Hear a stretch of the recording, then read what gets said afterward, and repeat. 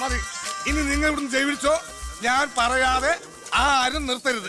മണമുള്ള നേതാവേ, ആയിരം ആയിരം പിന്നാലെ. എന്തിനാ ഇങ്ങനെ ഓരോന്നിനെ സൃഷ്ടിക്കണേ? അപ്പൊ സാറേ, എന്റെ കക്ഷി മത്സരിച്ച 3 സീറ്റിലും ഞങ്ങൾ വിജയം കണ്ടെത്തി കഴിഞ്ഞു.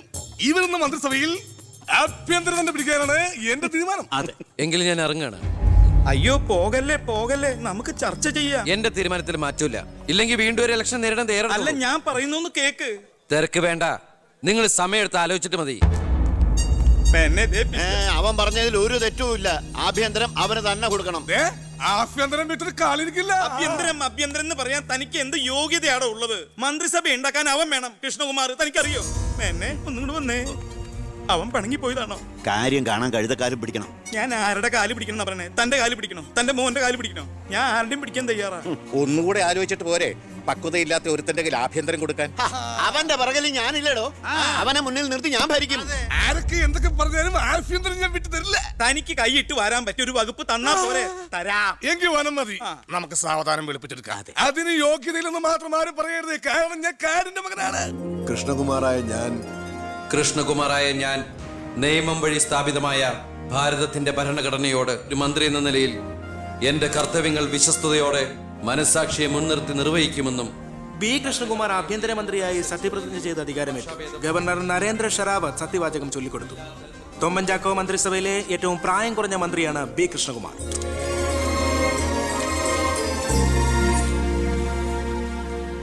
പുരകത്തുമ്പോൾ വാഴ വെട്ടുന്നു എന്ന രീതിയിലല്ലേ ഭൂരിപക്ഷം തികയ്ക്കാൻ ബുദ്ധിമുട്ടിയ KDF-ൽ നിന്നും നിങ്ങൾ ആഭ്യന്തരമന്ത്രി സ്ഥാനം വില പറഞ്ഞു വാങ്ങിച്ചത്? എനിക്ക് കിട്ടിയ അവസരവും ഉപയോഗിച്ചു എന്നുള്ളത് ശരിയാണ്. അത് പക്ഷേ എന്റെയും കുടുംബത്തിന്റെയും സാമ്പത്തിക ഭദ്രത അരക്കെട്ട് ഉറപ്പിക്കാനോ അധികാര ദുർവിനിയോഗത്തിനോ അല്ല, മറിച്ച് എനിക്ക് കിട്ടിയ ഈ അധികാരം ജനനന്മയ്ക്കായി വിവേകത്തോടെ ഉപയോഗിക്കാനാണ്. അച്ഛനെതിരെ മത്സരിച്ചപ്പോഴുണ്ടായ മാനസികാവസ്ഥ? ഞാൻ അച്ഛനെതിരായിട്ടല്ല, അച്ഛന്റെ രാഷ്ട്രീയ നയങ്ങൾക്കെതിരെയാണ് മത്സരിച്ചത്. രാഷ്ട്രീയം വ്യക്തിനിഷ്ഠമല്ല. അച്ഛനെ തോൽപ്പിച്ചപ്പോൾ എന്തു തോന്നി? ഞാനല്ലോ തോൽപ്പിച്ചത്, ജനങ്ങളല്ലേ. രാഷ്ട്രീയക്കാർ കൊള്ളരുതായ്മ കാണിച്ചാൽ വോട്ടിങ്ങിലൂടെ പുറത്താക്കാൻ ജനങ്ങൾക്ക് അവകാശമുണ്ട്. അപ്പോൾ താങ്കളുടെ അച്ഛൻ ശ്രീ ബാലഗംഗാധരൻ ഒരു കൊള്ളരുതാത്തവരും അഴിമതിക്കാരും ഒക്കെ ആണെന്നാണോ ബഹുമാനപ്പെട്ട മന്ത്രി പറയുന്നത്? ഞാനൊരു വ്യക്തിയല്ല ഉദ്ദേശിച്ചത്.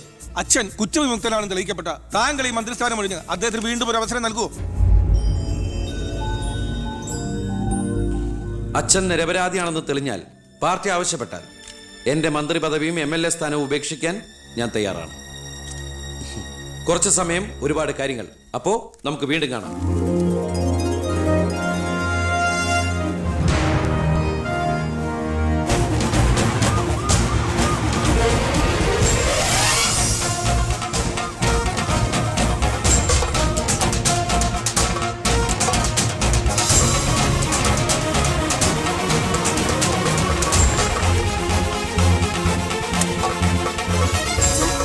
സോറി, ആവശ്യത്തിലേറെ ചോദ്യങ്ങൾക്കുള്ള ഉത്തരം ഞാൻ പറഞ്ഞു കഴിഞ്ഞു. ഇനിയും ആവർത്തിച്ചാൽ വെറും വാചക കസർത്ത് നടത്തുന്ന ഒരു ഹോം മിനിസ്റ്ററായി പോകും ഞാൻ. പ്ലീസ് പ്രവർത്തിച്ച് കാണിക്കാനുള്ള സാവകാശം തരൂ. അപ്പൊ പിന്നെ കാണാം.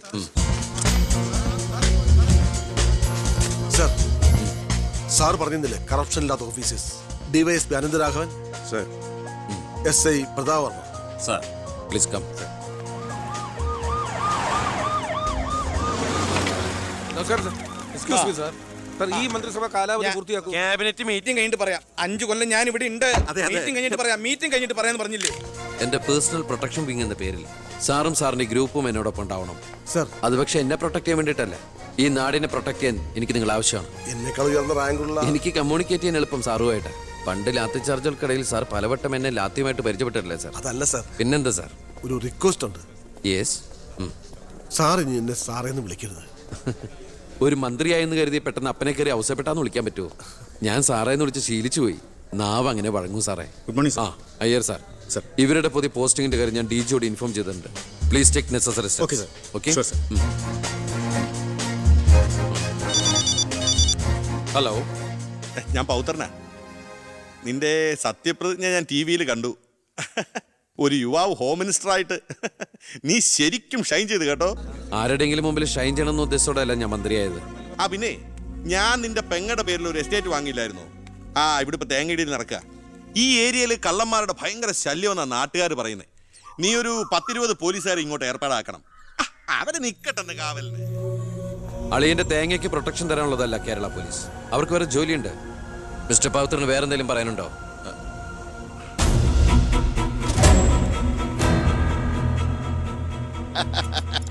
പല വകുപ്പുകളും കൈകാര്യം ചെയ്തിട്ടുണ്ടെങ്കിലും ആഭ്യന്തരം ഇതാദ്യാ. മരുന്ന് പയ്യനല്ലേ, അവരെ എക്സ്പീരിയൻസ് ഇല്ലല്ലോ. അതുകൊണ്ട് ഭരണമൊക്കെ ഞാൻ തന്നെയാ. ആയിക്കോട്ടെ.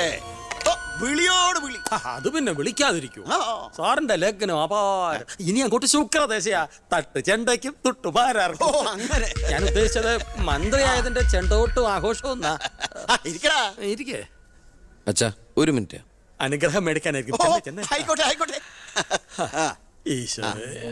അച്ഛൻ അവിടെ ഇരിക്കേ. ഇത് മന്ത്രിയുടെ കസേരയല്ലേ. ഇവിടെ ഇരിക്കേണ്ട ഞാൻ ഇവിടെ ഇരുന്നില്ലെങ്കിൽ അവിടെ പട്ടി കയറി ഇരുന്ന് ഇറങ്ങി. ഞാൻ ഉദ്ദേശിച്ചത് ഒരു ബനാന ടോക്കാണ്. പഴഞ്ചൊല്ല് ഷോ കയ്യിൽ നിന്ന് പോയി ഉണ്ടായിരുന്നു. അച്ഛൻ ഒരുപാട് കൊല്ലായിട്ട് ഈ നാടിനു വേണ്ടി കഷ്ടപ്പെടുന്നതല്ലേ. ഇനി കുറച്ചു കാലം റെസ്റ്റ് എടുക്ക്. നമുക്ക് ആരോഗ്യമൊക്കെ നോക്കണ്ടേ? അതെ അതെ. മകൻ ഇവിടെ ഹോം മിനിസ്റ്റർ ആകട്ടെ. അച്ഛൻ ഇനി കുറച്ച് നാള് ഹോമിലെ മിനിസ്റ്റർ ആകട്ടെ. ആ അമ്മേ, ഞാൻ ഓഫീസിൽ എത്തിയുള്ളൂ. പിന്നെ അച്ഛൻ അങ്ങോട്ട് വരുന്നുണ്ട്. ആ കുറച്ചു കാലം അവിടെ കാണും. സന്തോഷായില്ലേ?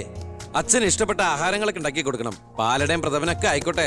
വേണമെങ്കിൽ വീട്ടിൽ ഒരു ATM കൗണ്ടർ ഞങ്ങൾ ഏർപ്പാടാക്കി തരാം. ATM? അതെ, എനി ടൈം മദ്യം ചുമ്മാ അടിച്ച് വീലായിട്ട് വാള് വെച്ചോട്ടെ സാർ. ഇനിയിപ്പോ ആര് ചോദിക്കാൻ? എന്തിനാ സാർ എന്ന് സമയം കളയുന്നത്? ഇപ്പൊ പോയ സന്ധിക്കുമ്പോ വീട്ടിലെത്താം. ഇവിടെ ഞങ്ങൾക്ക് 100 കൂട്ടം പണികളുണ്ടെന്നേ. അച്ഛനോട് നിന്നാലേ നമ്മുടെ പണി നടക്കത്തില്ല. ഓ, എന്തൊക്കെ ആഗ്രഹങ്ങളായിരുന്നു. പോകുന്ന പോക്ക് കണ്ടില്ലേ, CPU പോയ കമ്പ്യൂട്ടറിനെ പോലെ. സർ, കളക്ടർ ഗോപിനാഥൻ കാണാൻ വന്നിട്ടുണ്ട്. വെയിറ്റ് ചെയ്യാൻ പറയൂ. കുറെ നേരമായി വെയിറ്റ് ചെയ്യുന്നു സർ. ആ കുറച്ചേരം കൂടി വെയിറ്റ് ഇട്ടയ്യർ സാറേ. Okay sir. ഇയാൾ ആരാ?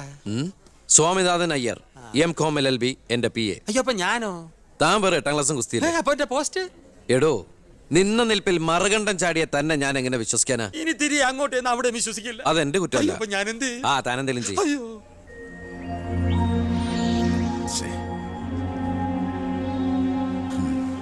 Hello mister Gopinath. ഹായ്. താനെന്താണ് ഇവിടെ? Minister. Oh I am sorry. തന്റെ ബ്രദറിലോ ആണല്ലോ ഹോം മിനിസ്റ്റർ. എടോ, താൻ ഇവിടെ കളക്ടറായിട്ട് 3 വർഷം തയ്യാറായില്ലേ? ദൂരത്തേക്ക് ഒരു ട്രാൻസ്ഫർ വരും മുമ്പ് ഇവിടെ തന്നെ ട്രൈ ചെയ്തൂടെ ഹോം സെക്രട്ടറി ആയിട്ട്? സത്യത്തിൽ ഞാൻ അതിനുവേണ്ടി തന്നെ വന്നത്. പക്ഷെ അളിയനകത്ത് ഭയങ്കര തിരക്ക്. Anyway okay then, best of luck. Thank you. കഷ്ടം. മണിക്കൂർ 2 ഞാൻ കാത്തു നിൽക്കുന്നത്. എന്തൊരു തിരക്കായിരുന്നളിയാ. കേറിയപ്പോ തന്നെ ഇങ്ങനെ അളിയെ ഫയലിലേ. അളിയനും അച്ചമ്മയ്ക്കും വീട്ടില്. ഇത് ഹോം മിനിസ്റ്ററുടെ ഓഫീസാണ്. Call me sir. അങ്ങനെ വിളിക്കണമെന്ന് ഞാൻ പറയില്ല സർ. എന്തായാലും വിളിച്ചു പോയില്ലേ, ശീലായിക്കോട്ടെ. കണ്ടിന്യൂ ചെയ്തോളൂ. Anything official? No sir. Official meeting with the collector scheduled at tomorrow 10:30 AM. Okay, so see you tomorrow. Sir. സാറിന്റെ അമ്മായച്ചനല്ല ഇപ്പൊ മന്ത്രി, അളിയനാ. അളിയനാള് സ്ട്രെയിറ്റാ, വെള്ളച്ചിലൊന്നും നടക്കുകയല്ല. എനിക്കിട്ടും കിട്ടി തട്ട്. വിട്ടോ എന്തൊരു strict.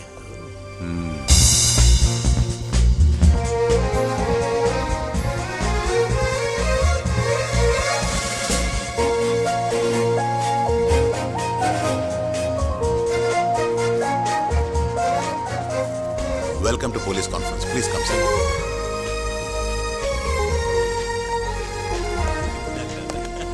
അളിയനെത്തി.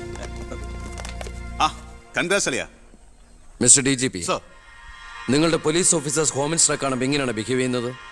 Mr. Harshan, don't you know as per protocol you have to salute your superiors? Salute the Home Minister. Sir. That's it. Keep it up.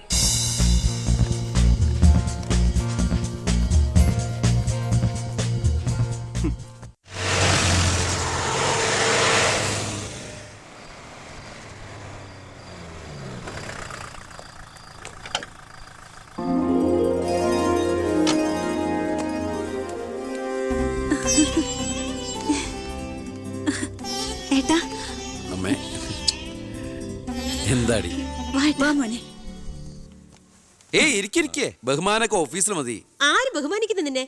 ഓ, ഒരു മന്ത്രി. ഞങ്ങൾ കുറെ മന്ത്രിമാരെ ചെറുപ്പം മുതൽ കണ്ടിട്ടുള്ളതാ. അച്ഛൻ മന്ത്രിയായിരുന്നപ്പോ വീട്ടു സാധനങ്ങൾ വാങ്ങുന്ന തൊട്ട് അടുക്കളപ്പണി വരെ ചെയ്യിച്ചിട്ടുണ്ട് നിന്റെ ഈ പോലീസുകാരെ കൊണ്ട്. അല്ല പെങ്ങളെ, അച്ഛനെ ഇങ്ങനെ വഴക്ക് പറയാനായിട്ട് എന്താ ഇവിടെ ഇപ്പൊ ഉണ്ടായേ? അച്ഛൻ ഇപ്പൊ മന്ത്രിയല്ലെന്നും പറഞ്ഞ് അച്ഛന്റെ മെക്കെട്ട് കയറിയണ്ടല്ലോ. ഒരു മകൻ എന്നല്ലേ ഞാൻ സഹിക്കില്ല കേട്ടോ. ഞാൻ നിന്നോടാ പറഞ്ഞത്. നിന്റെ 5-6 പോലീസുകാരെ ചോദിച്ചപ്പോ നീ പവിയേട്ടനെ അപമാനിച്ചില്ലേ? ഓ, റൂട്ട് അങ്ങോട്ടാണോ? എന്നാ നീ ഒന്നോർത്തോ, തുമ്മിയ തെറിക്കുന്ന മൂക്ക നിന്റെ ഈ മന്ത്രിക്കുപ്പായം. പക്ഷെ പവിയേട്ടൻ എന്നും കാണും ഈ IPS പദവി. എന്റെ പെങ്ങളെ, ഏത് കൊമ്പത്ത് IPS കാരനായാലും ഒരു മന്ത്രിയെ കണ്ടാ ദാ ഇങ്ങനെ നിക്കണം. അതാണ് കുഴപ്പം. സംശയം ഉണ്ടെങ്കിൽ AS പിള്ളിയോട് ചോദിച്ചോക്ക്. എന്റെ പവിയളിയാ, പെങ്ങൾക്ക് ഈയിടെയായിട്ട് പൊതുവിജ്ഞാനം വളരെ വളരെ കുറവായിട്ട് വരികയാണ്. വന്നോ? ആ, എവിടെയായിരുന്നു? ഞാൻ നിന്നോട് 2 ചോദിക്കണമെന്ന് വിചാരിച്ചിരിക്കായിരുന്നു. എന്റെ ഭർത്താവ് നിന്നെ സാറേന്ന് വിളിക്കണം അല്ലേടാ? അയ്യയ്യേ, എന്താ അളിയന്മാരൊക്കെ ഇങ്ങനെ കൊച്ചുകുട്ടികളെ പോലെ ചീപ്പാവണേ? ഇതൊക്കെ വീട്ടിൽ വന്ന ഭാര്യമാരോട് പറഞ്ഞ അതിന്റെ മോശം നിങ്ങൾക്കല്ലേ അളിയന്മാരെ? എന്താ AS പിള്ളിയാ? ഞാനൊന്നും പറഞ്ഞിട്ടില്ല. അശ്ശോ, ഇപ്പൊ തന്നെ ഇവിടെ എല്ലാരും മനസ്സിലാക്കില്ല അവിടെയും എന്തൊരു കഥയുണ്ടെന്ന്. അല്ല, എന്റെ പെങ്ങന്മാരാണോ അളിയന്മാരാണോ ഇവിടെ പെണ്ണുങ്ങള്?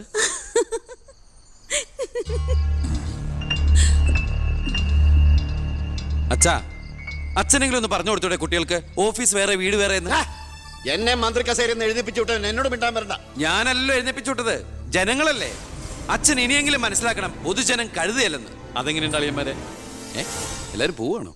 നീ ഉച്ചയ്ക്ക് ഊണ് കഴിക്കാൻ വരുമെന്ന് കരുതി നിനക്ക് ഇഷ്ടപ്പെട്ട പാൽപ്പായസം വരെ ഞാൻ ഉണ്ടാക്കി. അമ്മയ്ക്ക് അറിഞ്ഞൂടെ അമ്മേ മന്ത്രിമാരുടെ തിരക്കൊക്കെ? നീ ഇരിക്കെ. അതെ, ഇവിടെ ഇരുന്നാൽ എനിക്ക് ഇങ്ങോട്ട് ഇറങ്ങൂല്ല അമ്മേ. ഇനി ഞാൻ ഇന്ത്യൻ പ്രധാനമന്ത്രി ആയാലും എനിക്ക് അടുക്കളയിൽ ഇരുന്നാലും ഇറങ്ങും. അതിന്റെ സ്വാദം വേറെ തന്നെയാ. അമ്മ ഇങ്ങോട്ട് വന്നേ. ഇവന്റെ ഒരു കാര്യം.